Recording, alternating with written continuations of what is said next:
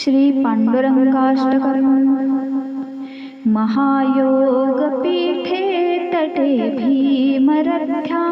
वरं पुण्डरीकाय दातुं मुनीन्द्रै समागत्य तिष्ठन्तमानन्दकन्दं परब्रह्मलिङ्गं भजे पाण्डुरङ्गं परब्रह्मलिङ्गं भजे पाण्डुरङ्गं तडिद्वाससं नीलमेघावभासं रमामन्दिरं सुन्दरं चित्प्रकाशं वरं द्विष्टिकायां समन्यास्तपादं परब्रह्मलिङ्गं भजे पाण्डुरङ्गं परब्रह्मलिङ्गं भजे पाण्डुरङ्गं प्रमाणं भवाब्धेरिदं मामकानां नितम्बकराभ्यां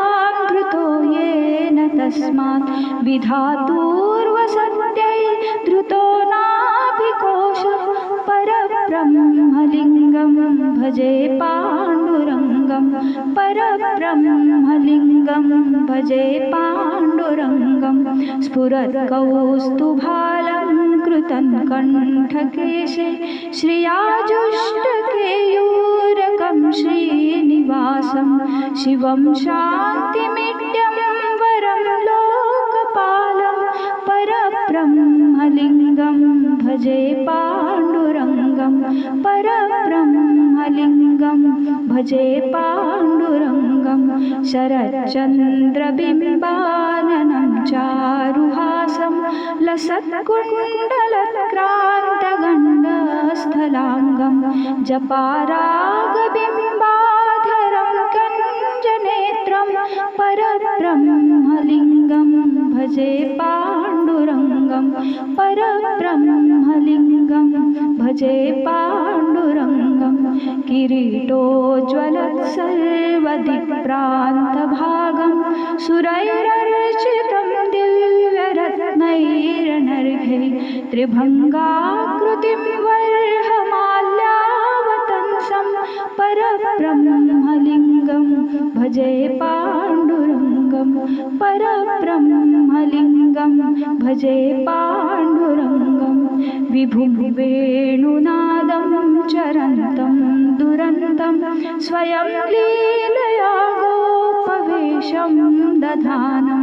गवामृन्दकानन्दनं चारुहासं परब्रह्मलिङ्गं भजे पाण्डुरङ्गं परब्रह्मलिङ्गं भजे पाण्डुरङ्गम् अजं रुक्मिणी प्राणसञ्जीवनन्तं परं धाम कैवल्यमेकं तुरीयं प्रसन्नं प्रपन्नार्तिहं देवदेवं परब्रह्मलिङ्गं भजे पाण्डुरङ्गं परब्रह्मलिङ्गं भजे पाण्डुरङ्गं स्तवं पाण्डुरङ्गस्य वै पुण्यदं ये पठन्ते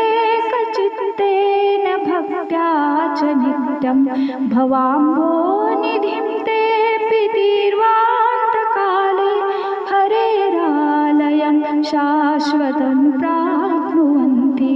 हरेरालयं शाश्वतं प्राप्नुवन्ति परब्रह्मलिङ्गं भजे पाण्डुरङ्गं